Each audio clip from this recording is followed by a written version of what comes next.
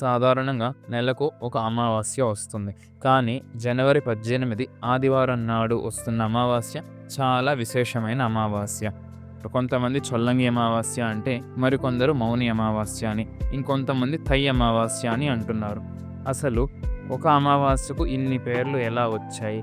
అలానే ఈరోజు మనం చేయాల్సిన ముఖ్యమైన పనులేందో తెలుసుకుందాం రండి. ఈ అమావాస్యని ఉత్తర భారతదేశంలో ఎక్కువగా మౌని అమావాస్య అని పిలుస్తారు. శాస్త్రాల ప్రకారం ఈ రోజున మౌనంగా ఉండడం వల్ల 1000 యజ్ఞాలు చేసినంత ఫలితం దక్కుతుందని చెప్తారు. చంద్రుడు మన మనస్సుకు కారకుడు. అమావాస్య నాడు చంద్రుడికి శక్తి బలహీనంగా ఉంటుంది. దీనివల్ల మన మనసు చంచలంగా మారుతుంది. అందుకే ఈ రోజున మౌనంగా ఉండి వీలైనంత భగవన్నామస్మరణ చేయడం వల్ల మానసికమైన ఒత్తిడి తగ్గి ఆత్మవిశ్వాసం పెరుగుతుందని నమ్ముతారు.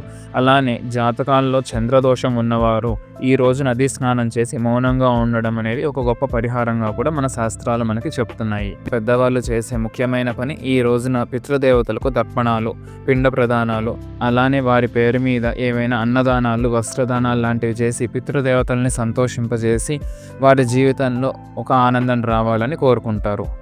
రెండవది తై అమావాస్య. తమిళ సాంప్రదాయం ప్రకారంగా తై మాసంలో వచ్చే అమావాస్యని తై అమావాస్య అంటారు.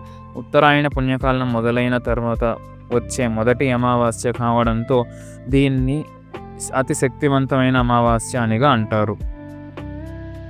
ఈ రోజున చాలామంది రామేశ్వరం, కన్యాకుమారి ఇలాంటి పవిత్ర ప్రదేశాలకు వెళ్ళి పితృదేవతలకు తర్పణాలు చేసి, అలానే పిండ ప్రదానాలు వదిలి అన్నదానం, వస్త్రదానం లాంటివి చేయగా అనారోగ్యంతో బాధపడే వాళ్ళ ఆరోగ్యం మెరుగుపడాలి అని తిరువళ్ళూరులోని వైద్య వీరరాఘవ స్వామి గుడికి వెళ్ళి స్వామి కోనేరులో బెల్లాన్ని కరగబెడతారు. అలానే స్వామివారి గుడికి ముందర ఉప్పు, మిరియాలను సమర్పించి వాళ్ళ అనారోగ్యం అనేది త్వరగా తీరిపోయి వాళ్ళు సంపూర్ణ ఆరోగ్యంతో సంతోషంగా ఉండాలని కోరుకుంటారు.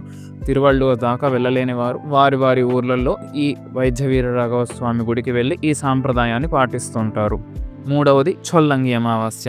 ఇది మన తెలుగు రాష్ట్రాల్లో ప్రసిద్ధి చెందిన అమావాస్య. మన పూర్వీకులు తర్పణాలు వదలడానికి ఏడాదిలో ఉన్న గొప్ప రోజుల్లో ఇది ఒకటని చెప్పారు. తూర్పుగోదావరిలో చొల్లంగి ప్రాంతం వద్ద సముద్ర సంగమంలో స్నానం చేసి పితృదేవతలకు తర్పణాలు, పిండ ప్రదానాలు ఇవన్నీ పూర్తి చేసుకొని వారిని సంతోషింపజేసి తిరిగి వస్తారు. ఇలా చేయడం వల్ల 7 జన్మల పాపాలు హరించుకుపోతాయని మన పూర్వీకుల నమ్మకం. ఈ అమావాస్య నాడు నువ్వులతో తర్పణం వదిలి అన్నదానం చేస్తే పితృదేవతలు శాంతించి అఖండ ఐశ్వర్యాన్ని, సంతోషాన్ని ప్రసాదిస్తారని మన పూర్వీకులు చెప్తున్నారు. ఈ అమావాస్య రోజు మనం ముఖ్యంగా చేయవలసిన పనులు 3. 1. పొద్దున, సాయంత్రం గుమ్మం దగ్గర, అలానే ఇంటి దేవుని గదిలో, అలానే రావి చెట్టు కింద ఎక్కడ వీలైతే అక్కడ నువ్వుల నూనెతో దీపం వెలిగించుకోవడం. 2. బియ్యం లేదా పాత వస్త్రాలను పేదలకు దానంగా ఇవ్వడం. 3. ఆదివారం వచ్చింది కాబట్టి సూర్యోదయానికి ముందే నిద్రలేచి నదీ స్నానం లేదా సముద్ర స్నానం చేసి సూర్య భగవానుడికి అర్ఘ్యం వదలడం వల్ల మనకు సమస్త ఆయురారోగ్యాలు వస్తాయి.